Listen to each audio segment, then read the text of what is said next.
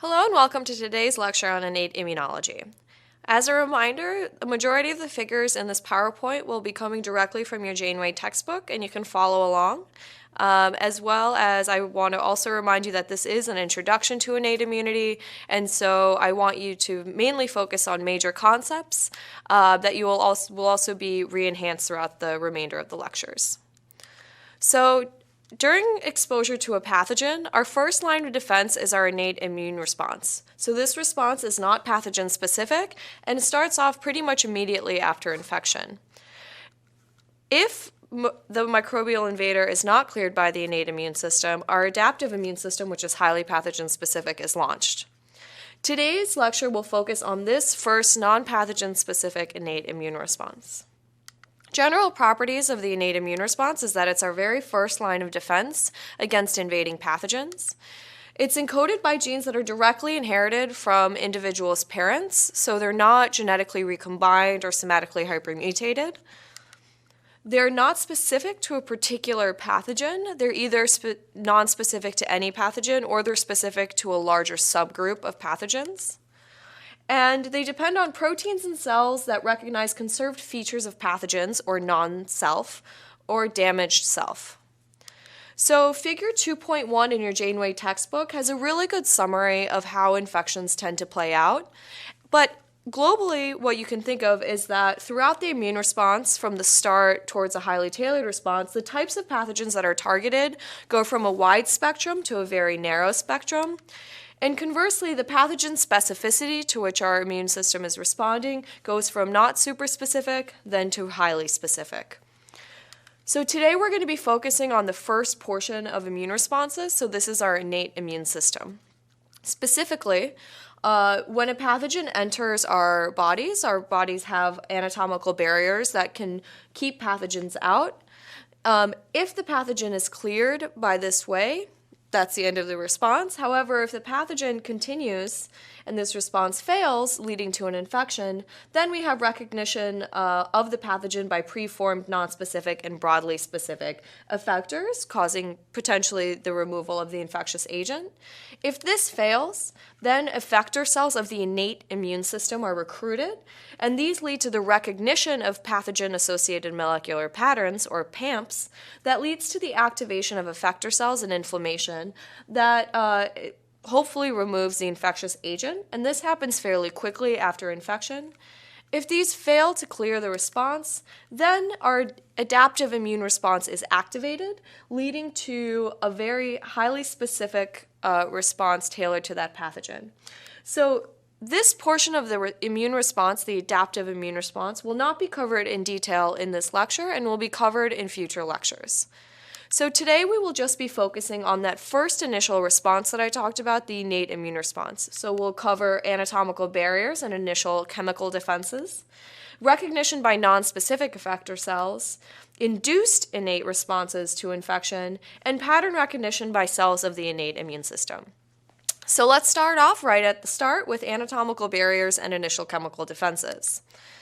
So what's really important to remember is that epithelial surfaces around our body are the first barrier against infection, and these epithelial cells and phagocytes that reside within epithelial surfaces produce various kinds of antimicrobial peptides and proteins that are our first strong line of defense. So figure 2.5 in your textbooks has a really great summary of the skin, gut, and lungs and the oral cavity and their major mechanical and chemical defenses against infections. So let's go through this more broadly. So what's important is that body surfaces are defended by epithelial, which impose a physical barrier between the internal milieu of our body and the external world that contains potential pathogens. So even if you think of just your body itself, what are there surfaces that you can think of that are exposed to the outside world, such as the skin, the bronchial ciliated epithelium of your lungs, as well as your gut epithelium? So some important factors of this, I know you covered this in a previous lecture, but it's important to reiterate, that epithelial cells hold really, really tight junctions which form a seal against the external environment.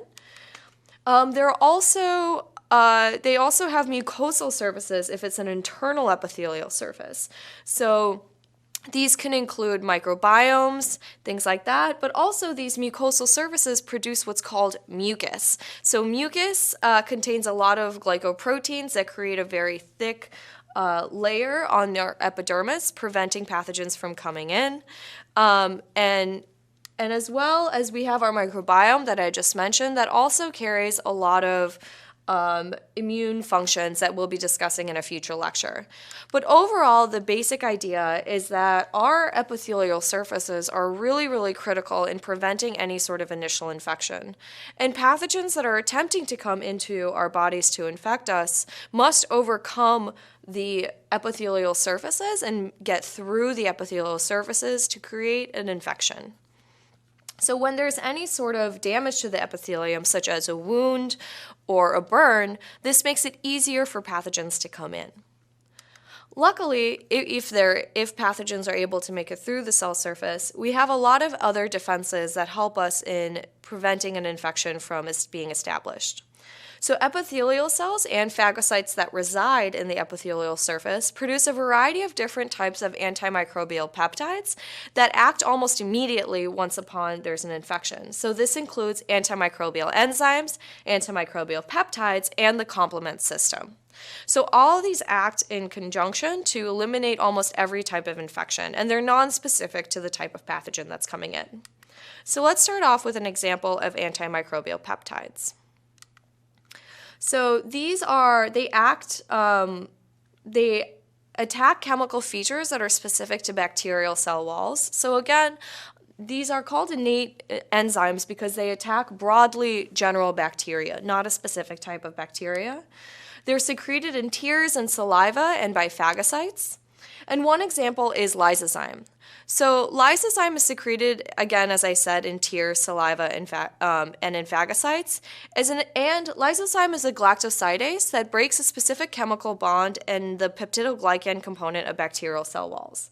So if this is a schematic representation of a bacterial cell wall, you could see the glycoproteins, the peptidoglycans over here, and lysozyme will come in and it'll start cutting these up, leading to an exposed lipid bilayer that's on the surface of the bacterial cell wall.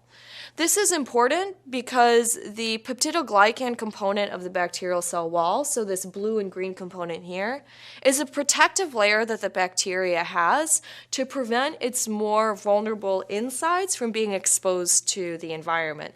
So when lysozyme comes in and breaks apart this peptidoglycan, this is critical in making the bacteria more vulnerable to immune defenses. Next, we have antimicrobial peptides that are, again, secreted by epithelial cells and phagocytes. So these are secreted by, as I said, epithelial cells and innate immune cells. And the epithelial cells, when they secrete these, they secrete them directly into the fluids that are bathing the mucosal surfaces. And the innate immune cells are secreting it directly into the tissues. And these antimicrobial peptides are generated by proteolytic processing from inactive propeptides. And what I mean by this can be seen here. So this is figure 2.9, which shows various different types of defensins. So these are within the family of defensins. We have multiple subfamilies. But they all act in a similar way, such that we have our propeptides that are seen here, that are then processed during the innate immune response. They're cut here to form the active proteins. So these portions of the proteins that are green and yellow are the active forms, and these additional regions that are on the ends prevent these proteins from being active when they're not needed, and this prevents immunopathology.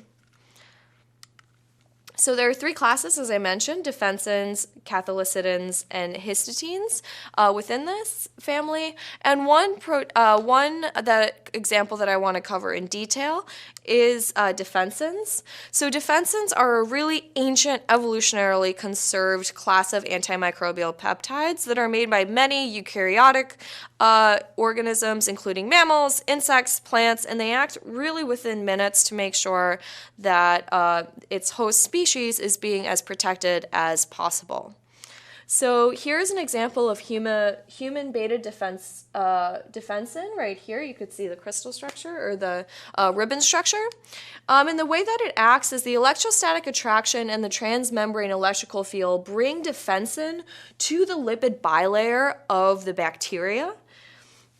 And this brings them in, and then the defensin peptides create a pore within the lipid bimembrane, the lipid bilayer of the bacteria. So if you can remember when we talked about lysozyme, you could see that the lipid bilayer was exposed after the peptidoglycan of the bacteria was broken down by lysozyme. Then defensin can come in and break down again this bilayer of the bacteria. So these antimicrobial enzymes and peptides can act together to break down as many bacteria or other pathogens as possible. Of course, bacteria have evolved a variety of different mechanisms to avoid this, and the potential for infection still exists. So another really critical component of the innate immune response is the complement system. So this system relies on a sequence of proteins that distinguish themselves from self and non-self. And once they're activated, it triggers this innate immune response that leads to the elimination of bacteria. So I'm not going to go into detail about this system now because it is a really complicated system that requires its own full lecture. But just in general, the whole purpose of the complement system is to induce inflammation, phagocytosis of invading pathogens, and to attack the membranes of invading pathogens, again, to lead to their death. So we've just covered very briefly the critical importance of epithelial surfaces within our innate immune response. So not only do they form tight junctions that they basically puts a wall between our internal milieu and the external world, but they also produce a variety of antimicrobial proteins such as antimicrobial enzymes and antimicrobial peptides that we discussed in more detail, as well as the complement system, which you'll be discussing in a further lecture. So now let's move on to what happens when this initial containment by the anatomical barrier fails and the pathogen is able to create an infection. So what happens next is that there's recognition by nonspecific effector cells of the pathogen. So this includes the recognition, ingestion, and killing of pathogens by phagocytes. This includes neutrophils as early responders, as well as the initiation of the inflammatory response. So let's start with the role of phagocytes in the innate immune system. So there's a variety of different phagocyte populations within tissues that you were introduced to in the Cell and Organs lecture, but let's go through them very briefly. So we have macrophages, monocytes, dendritic cells, neutrophils, and macrophages are tissue resident cells, so they live within the infected tissues. They arise from progenitor cells that enter tissues during development. So, for example, there's specialized macrophages within the liver called Kupffer cells, and specialized macrophages in the brain called microglial cells. In addition, we have monocytes, which develop in the bone marrow. There's multiple types of monocytes. The classical type is the dominant population, and these circulate within the blood, then enter tissues during infection, and then differentiate into more specific macrophages. However, monocytes also exist in the patrolling form, where they roll along the endothelium and survey for injury, and they don't differentiate further. They remain as monocytes. Dendritic cells also develop in the bone marrow and migrate via the blood to tissues and to secondary lymphoid organs.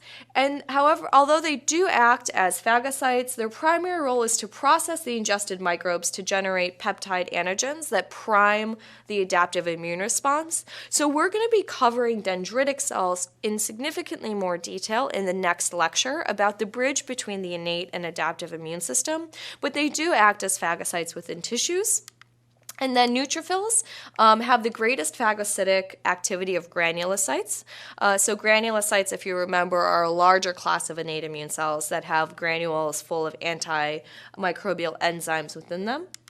And they're really short-lived cells that are very, very abundant in the blood, but should not be in healthy tissues and only go into tissues during infection. And these are also called polymorphonuclear neutrophilic leukocytes, or PMNs, in case you see that in the literature. So in general, the way that phagocytosis works, and here the example is macrophages, is that macrophages or other phagocytes have various receptors on their surface called phagocytic receptors that can bind to microbes directly or their various components. So for example here, this is a mannose receptor that binds to mannose, the sugar in bacteria, and these specific receptors will bind to different portions of bacteria, which then triggers the internalization of either the bacteria or a different pathogen that is then fused with the lysosome. And this lysosome contains various chemical components that allow for whatever is phagocytosed to be broken down. And that's what's really critical about phagocytosis. These innate immune cells of the host's origin can survey the environment, take in foreign objects, and break those down so that they don't lead to further infection. Let's jump to neutrophils. So neutrophils have a lot of roles in the innate immune response, and they, as we just talked about, they are able to phagocytose. They degranulate their granules, and they also do something called net formation, which we'll get into. So with neutrophil phagocytosis, as mentioned earlier, they'll engulf and kill the microbes to which they bind, and they have a variety of different granules and lysozymes within them, as you saw in the previous lecture on cells and organs of the immune system. So for example, what happens here is that the bacterial peptides that are specific to bacteria will bind to the cell surface and then activate certain signaling cascades within the neutrophil. And then this leads to the bacteria being internalized by the phagosomes.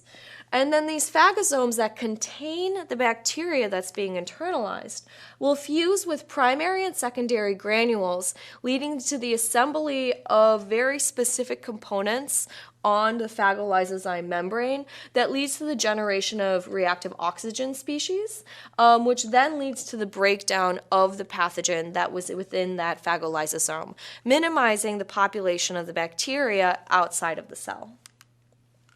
Next, neutrophil degranulation. So neutrophil degranulation is kind of like this release of all the antimicrobial peptides within the granules into the phagolysosome. However, instead of releasing these antimicrobial peptides into the phagosome, degranulation releases these granule-derived mediators into the extracellular space.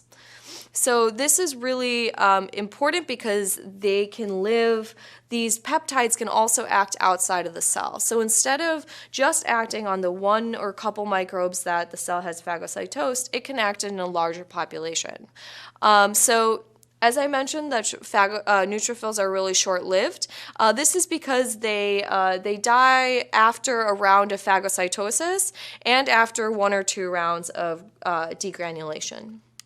In addition to degranulation and phagocytosis, neutrophils have this really cool response where they form nets.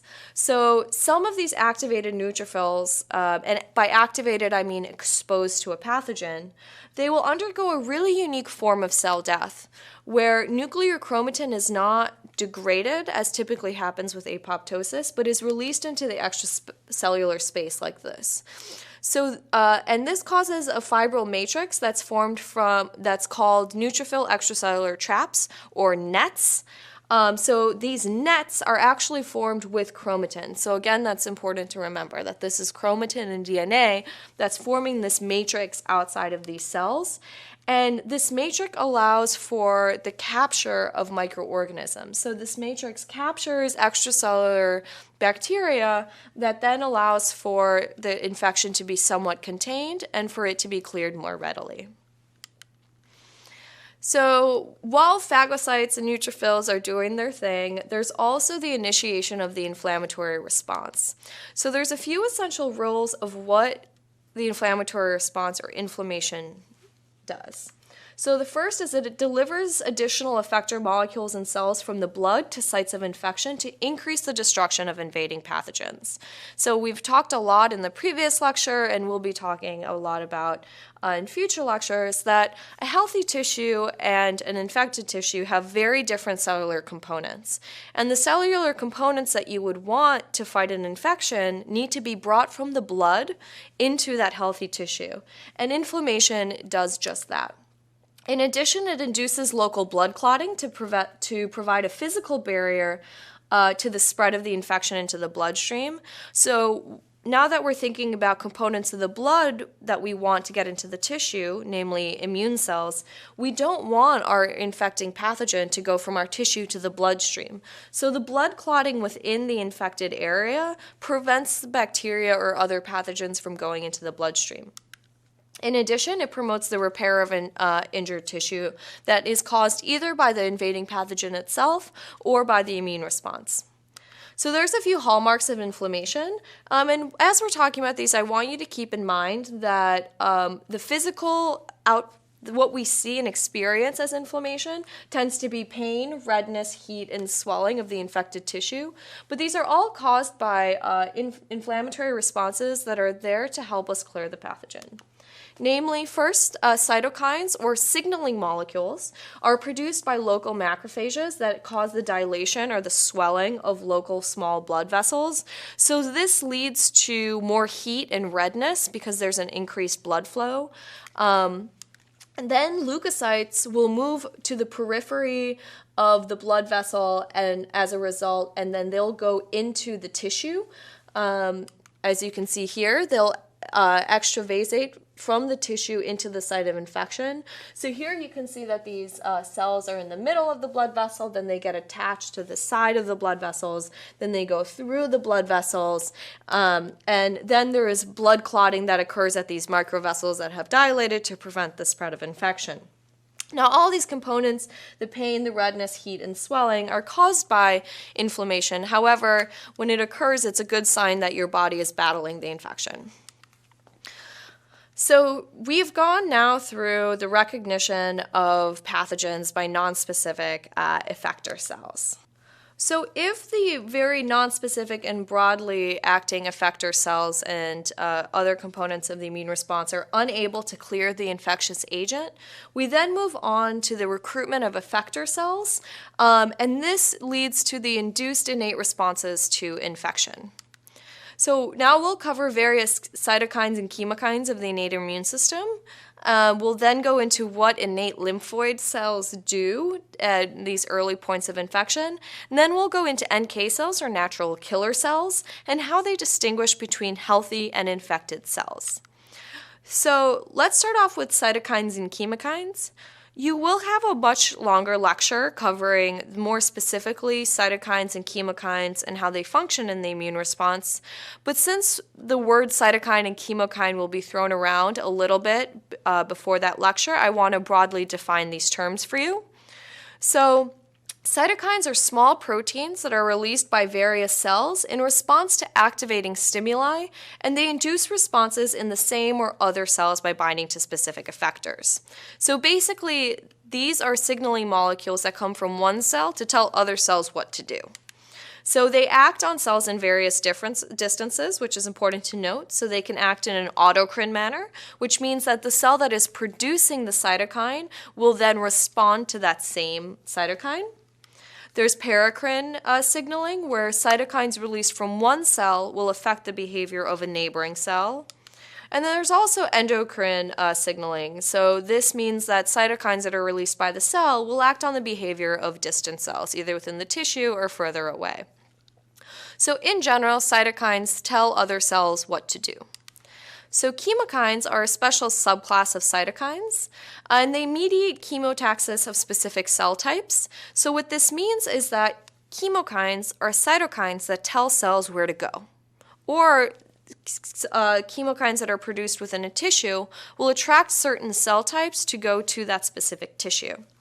So in case you're reading in the textbook or see something in the lectures, I just want you to note that there are 4 subfamilies of chemokines: CXC, CC, CX3C, and XC. So if you see something like CXCR4 or something like that, this refers to chemokines or their receptors. So again, just to summarize, cytokines tell cells what to do, and chemokines tell cells where to go. So this will just be important to keep in mind, and again, you'll be going through this in more detail in a future lecture. So next we have our innate lymphoid cells, which provide protection during the early infection. So innate lymphoid cells, or what they're nicknamed as ILCs, are really important during the early infection stages. So there's 3 major groups of ILCs: group 1, group 2, and group 3. They're very aptly named. And these cells act very broadly to eliminate various different types of pathogens. So for example, group 1 ILCs that you can see on the far right are really critical in clearing intracellular pathogens such as viruses or bacteria. Group 2 ILCs are really critical in clearing helminth infections. And group 3 ILCs are really important in clearing extracellular bacteria. But broadly, what these cells do is once they sense the presence of a pathogen or are stimulated by cytokines that tell them that there is a certain pathogen that's present, the ILCs will subsequently induce other cytokines that aid in the clearance of these pathogens. So we will be covering the specific roles of the different groups of ILCs in future lectures that cover how our body responds specifically to viruses, bacteria, and parasites. But in general, what's important to remember again is that the environmental sensing cells, so be they phagocytes, dendritic cells, epithelial cells, they will produce certain cytokines that signal to the rest of the innate immune response that there is this particular pathogen present, and these specific cytokines will then activate your ILCs to then further the immune response against this particular pathogen. So you can see how the innate immune response is now getting more and more specific as the innate immune response goes forward. If you can remember from the start of the lecture, we have our anatomical barriers, which keep almost every pathogen out. And then now we're at a point where innate immune cells are stimulated based on the specific type of pathogen that's present. So next, let's go on to our NK cells, or our natural killer cells. We'll distinguish between healthy and infected cells.